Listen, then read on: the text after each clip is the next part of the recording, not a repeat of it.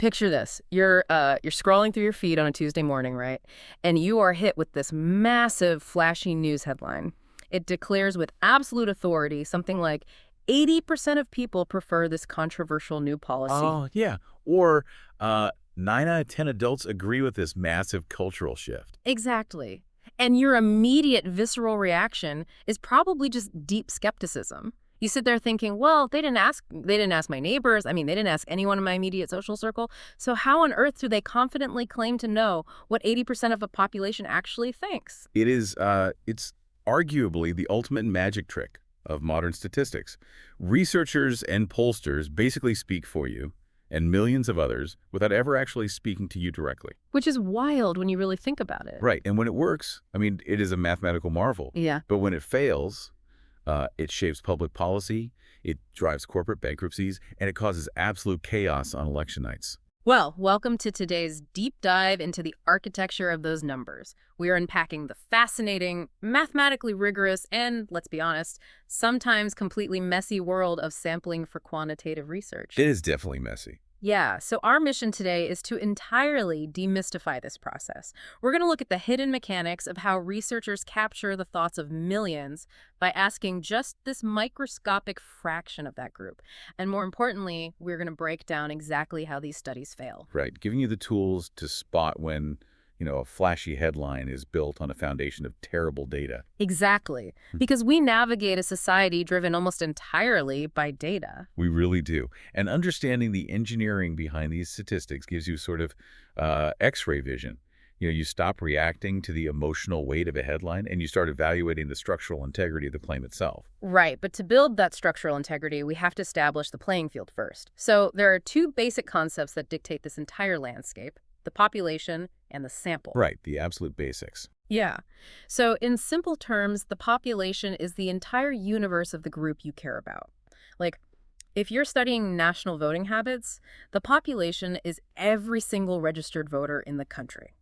Or if you're studying workplace burnout at a specific hospital, the population is every single nurse and doctor inside that specific building. Exactly. And if a researcher possesses, unlimited time and a bottomless budget, they will attempt to collect data from every single unit in that population. Right, which is an exhaustive process known as a census. Which is the theoretical ideal, right? I mean, just ask everyone and eliminate all the guesswork. But we all know how the actual national census goes down. It is a complete logistical nightmare. Oh, absolutely. A true census is almost always practically impossible. I mean, just think about the sheer mechanics of tracking down every single adult in a massive geographic region. People relocate constantly, right? Yeah, or they work night shifts and sleep during the day. Exactly. They actively distrust strangers knocking on their doors, or they just flat out refuse to participate. Governments spend billions of dollars every decade just to attempt a census. And even with that monumental effort, the final numbers are never perfectly accurate. Right. So because reaching the entire population is just a functional impossibility, researchers have to rely on the sample. The sample is that much smaller, manageable subset of the population that we can actually access and measure. And the holy grail of all research is that this tiny, accessible sample acts as a perfect, undistorted mirror of the giant, inaccessible population. Which brings us to the core friction of our entire discussion today. I mean, if we cannot ask everyone, what is the fair mathematical mechanism for deciding who actually gets a voice? Well, the gold standard for solving that problem is probability sampling. The foundational rule here is mathematically elegant, but it's incredibly difficult to execute in the real world. Oh, for sure. Basically, every single member of the population must have an equal non-zero chance of being selected. The whole goal is to completely eradicate human choice from the selection process. Right. It's a quest for absolute, uncompromised fairness. And the purest execution of this is simple random sampling. I like to visualize this as a perfectly fair, massive lottery. That's a good way to look at it. Yeah, so if you are trying to sample a company of, say, 10,000 employees, you assign every single person a number, dump those numbers into a giant digital hat, and just let a random number generator pull out 500. Right. So the researcher's personal preferences or subconscious biases are entirely removed. It is pure blind chance. And it's highly effective. Yeah. But pure, simple random sampling becomes computationally and logistically tedious when you're dealing with colossal databases. Yeah, it really does. So to streamline the process, statisticians developed a procedural shortcut, which is known as systematic sampling. And systematic sampling makes intuitive sense to me. Instead of firing up a random number generator for every single draw, a researcher picks one random starting point on a master list and then selects every nth person. Exactly, yeah. So you randomly generate a starting number, let's say person number 4. From there, you just grab every fifth name, number 9, number 14, number 19, and so on. Right. It is fast, and mathematically, it should mirror simple random sampling perfectly. Should being the operative word there, because looking at the mechanics of this, I see a glaring vulnerability. Oh, really? Like what? Think about lining up kids to pick teams in a middle school gym class. The teacher counts them off, 1, 2, 1, 2. All the ones are team A, all the twos are team B. That is basically systematic sampling in action. Okay, yeah, I follow. But what if the teacher inadvertently lined up all the tall kids on the even numbers and all the shorter kids on the odd numbers? Team B is going to absolutely dominate the basketball game because the selection method interacted disastrously with a hidden pattern. I love that example. That gym class scenario perfectly isolates the greatest threat to systematic sampling. In statistics, we call that phenomenon periodicity. Periodicity, okay. Yeah, when researchers' master list contains a hidden cyclical pattern, applying a rigid systematic selection rule will completely obliterate the randomness. Wow, okay, so how does that look in a real study? Well, consider an HR database that lists employees by department. And let's say each department always lists the senior manager first, followed by exactly 9 junior staff members. Oh, I see where this is going. Right.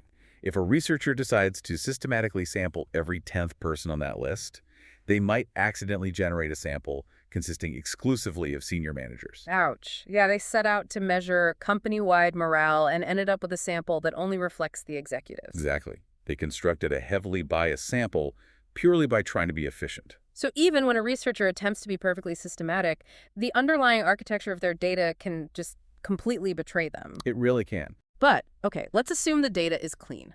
Let's assume we use pure, simple, random sampling with a flawless random number generator.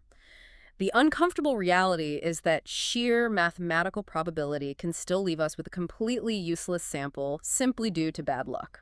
That is the harsh truth. Random chance guarantees procedural fairness in the selection process, but it absolutely does not guarantee a perfect miniature replica of the population's demographics. Right. To see how this breaks down, let's look at a practical scenario from the textbook involving local government. Imagine a county voting on a highly controversial hunting tax proposition. Okay. The county is divided into 3 districts. District 1 is densely populated and have 50,000 voters.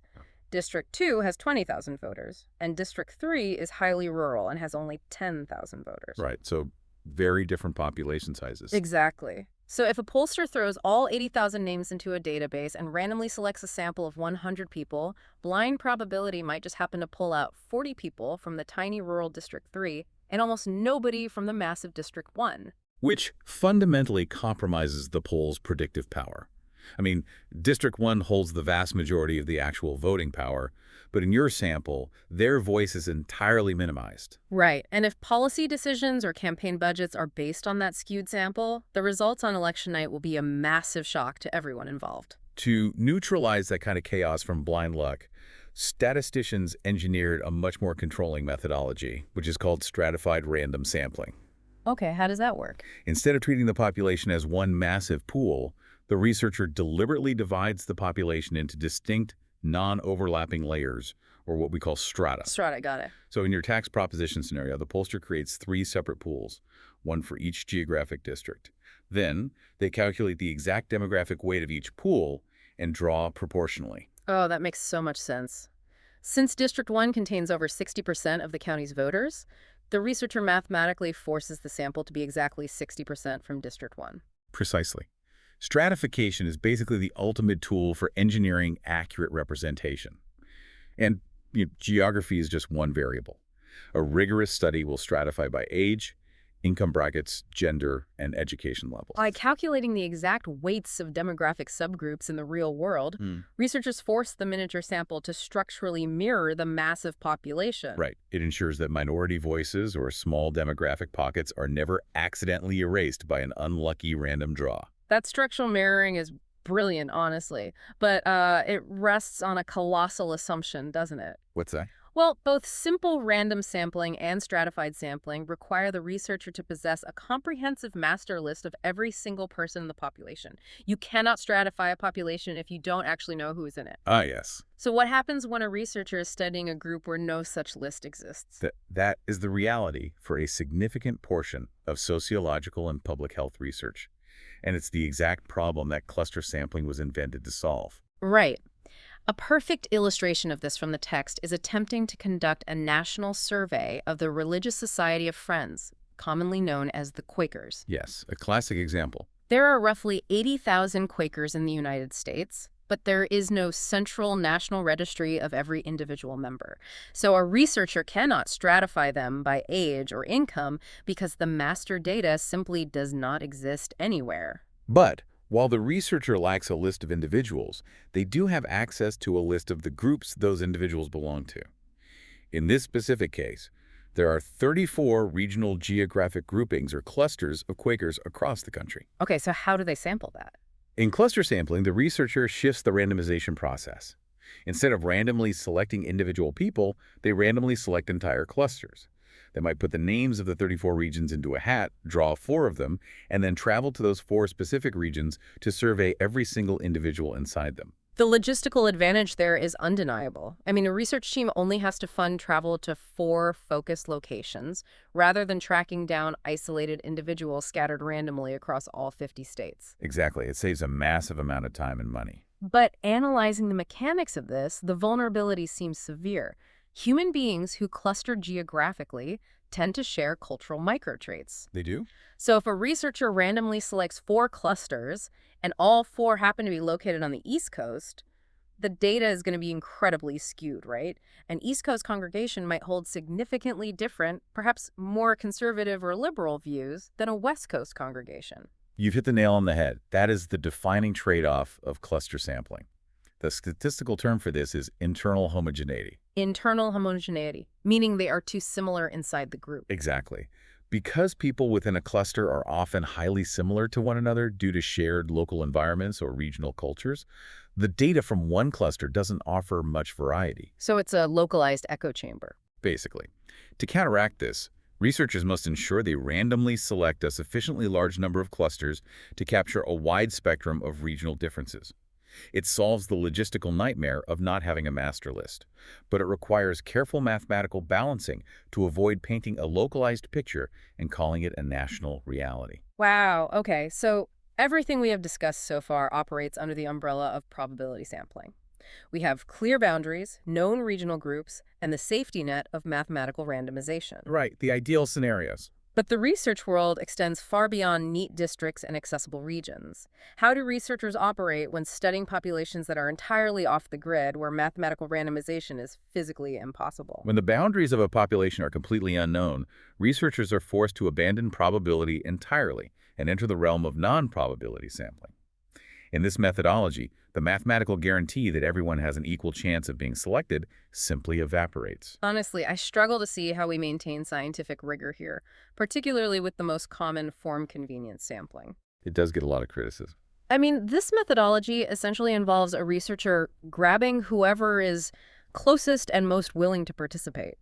A classic scenario is a university psychology professor testing a supposedly groundbreaking theory on human behavior, but they only administer the test to their own captive classroom of 19-year-old college freshmen who just need extra credit. Right, the classic undergrad study. How can anyone legitimately apply those findings to global human behavior?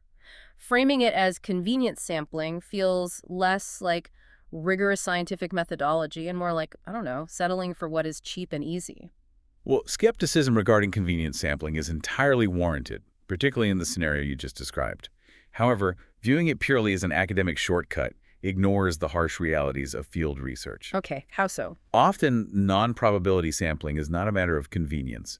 It is a matter of absolute necessity to access invisible populations. Imagine attempting to study the health impacts on unhoused individuals in a major metropolitan area. Right, there's definitely no master list for that. Exactly. Or trying to survey a hyper-specific, undocumented demographic, like social media users who utilized a specific, now-deleted black market app, like the text mentions with people who smoke on Instagram. Oh, that clarifies the friction. There is no master list, no geographic clusters, and no physical addresses to mail surveys to.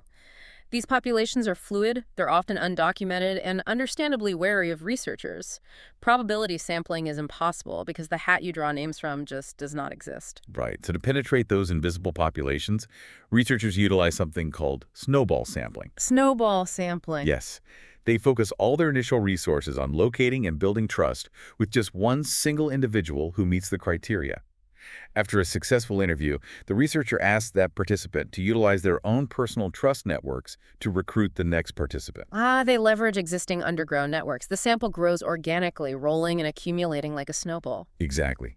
The researcher sacrifices the pristine mathematics of random probability in exchange for actual, physical access to a hidden community. But how is that scientifically valid? Well, the scientific legitimacy of non-probability methods like convenience or snowball sampling hinges entirely on rigorous transparency. A responsible researcher must explicitly define the severe limitations of their sample. So they can't overpromise. Right. That psychology professor cannot publish a paper claiming this is how humanity responds to stress.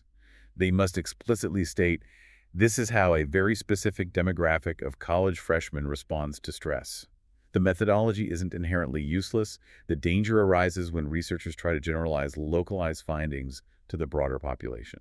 Transparency is the defense mechanism against bad data. But, regardless of whether a researcher executes a mathematically flawless stratified sample or a scrappy ground-level snowball sample, the final data is constantly under attack by two distinct forces, error and bias. Oh, absolutely. And understanding the mechanism of how these two forces operate differently is crucial for anyone trying to interpret data. It's vital. Conflating error and bias is one of the most common mistakes in analyzing statistics. Sampling error is a natural, mathematical inevitability. It's just built in. Yeah, it's the simple, inescapable variation that occurs because you are measuring a fraction of the whole. If the true average age of a city is 40, a perfectly random sample might yield an average age of 39.5 simply by sheer chance.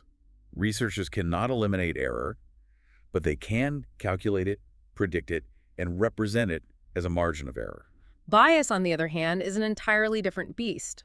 Bias is not a random roll of the dice. It is a systematic structural flaw baked directly into the design of the study itself. Yes, and it's much harder to deal with. One of the most prevalent forms of this in daily life is volunteerism bias. Think about the mechanics of online restaurant reviews on Yelp. The vast majority of people who eat at a restaurant have a perfectly acceptable, unremarkable meal, pay their bill, and leave. Right, they go on with their lives. Exactly. They do not volunteer their time to write a review. The only people motivated enough to write a multi-paragraph review are those who had a transcendent, life-altering culinary experience or those who found a bug in their salad and want to financially ruin the establishment. Right. The massive moderate middle ground is entirely silenced.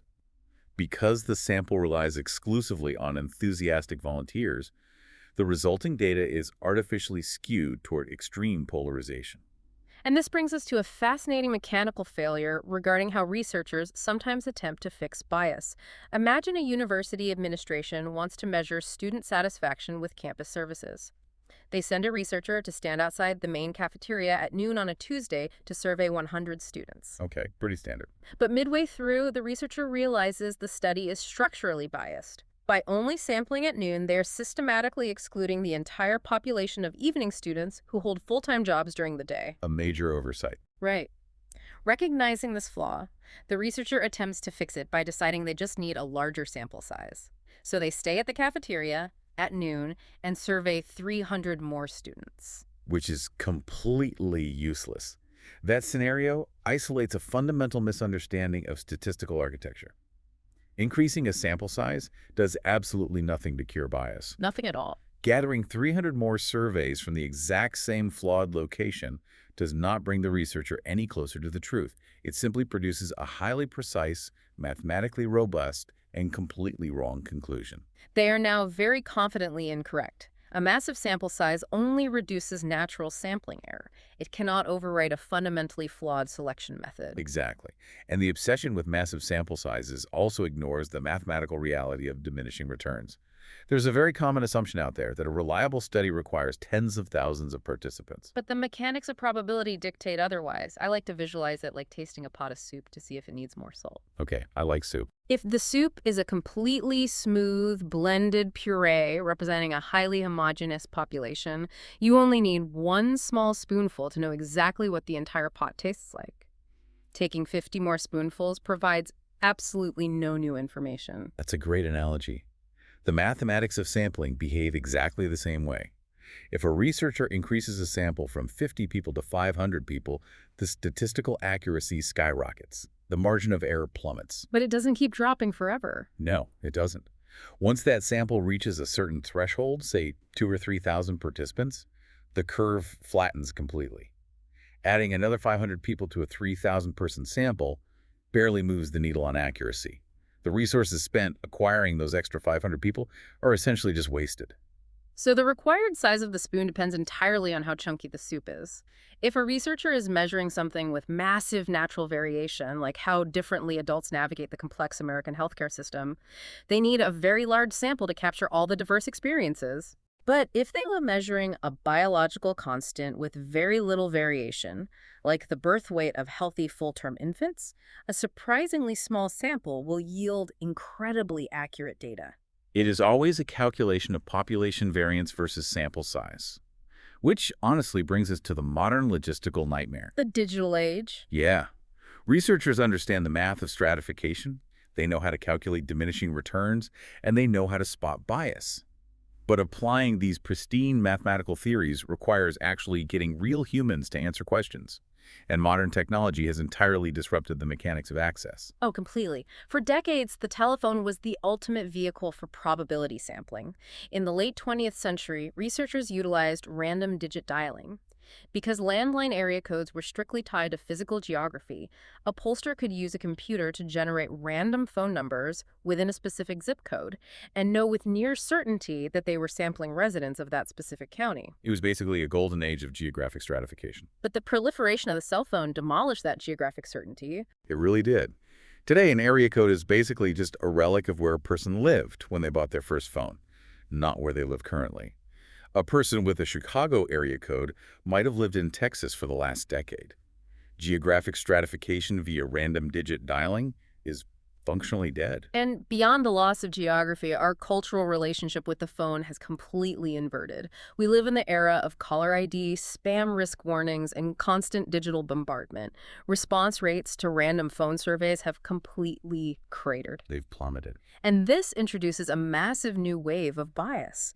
The psychological profile of the rare individual who eagerly answers an unknown number and agrees to take a 20-minute political poll in the middle of a workday is systematically different from the exhausted parent who just ignores the call. Right, which creates a huge problem. This severe drop in telephone access forced the research industry to pivot aggressively toward internet surveys.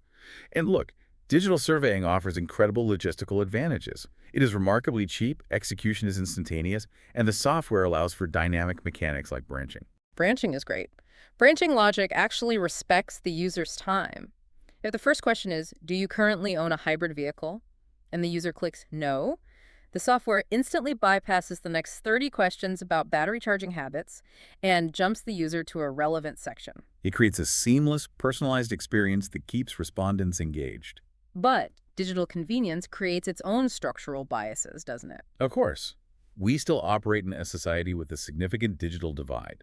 Solely relying on internet surveys systematically underrepresents older demographics, low-income populations without reliable broadband access, and individuals who simply aggressively filter their email inboxes. To combat this, rigorous modern research cannot rely on a single medium. The solution is mixed mode methodology. Mixed mode, yes. A research firm might mail a physical letter containing a QR code for a web survey, follow up a week later with a targeted text message, and finally utilize a live phone bank to call the individuals who haven't responded digitally. They have to cast multiple overlapping nets just to capture a sample that actually reflects the complexity of the modern population. It is an incredibly resource-intensive process, but it is basically the only way to ensure that the mathematical formulas of probability sampling actually survive the chaotic realities of modern communication. So let's synthesize the architecture of what we've unpacked today. We started with the logistical impossibility of a perfect census. We explored the elegant mathematics of simple random sampling and how stratification engineers a perfect demographic mirror. And we confronted the messy, boots-on-the-ground reality of snowball sampling to reach invisible populations. Exactly. And most importantly, we broke down the mechanism of why gathering a colossal number of surveys cannot magically overwrite the structural rot of volunteerism bias or bad digital sampling. The practical application of navigating this methodology is, honestly, intellectual self-defense. I love that phrase. Yeah. You now possess the analytical tools to be a critical consumer of the relentless data that bombards you daily. The next time a massive headline claims that 80% of people demand this change, your first instinct should no longer be to argue with the percentage. Right. Your instinct should be to audit the methodology. Ask yourself, who precisely was in that sample, how were they accessed, and crucially, who was systematically excluded from the conversation. That is the ultimate lens for evaluating truth in a data-driven world. And it leads to a final, somewhat unsettling thought for you to carry forward. We spend a lot of time analyzing how digital convenience samples exclude huge swaths of humanity, people who aren't extremely online, people who protect their privacy, people who don't volunteer their opinions. Right. A lot of people are left out. So consider the massive artificial intelligence models that are currently reshaping global industries, dictating content algorithms, and even assisting in medical diagnoses.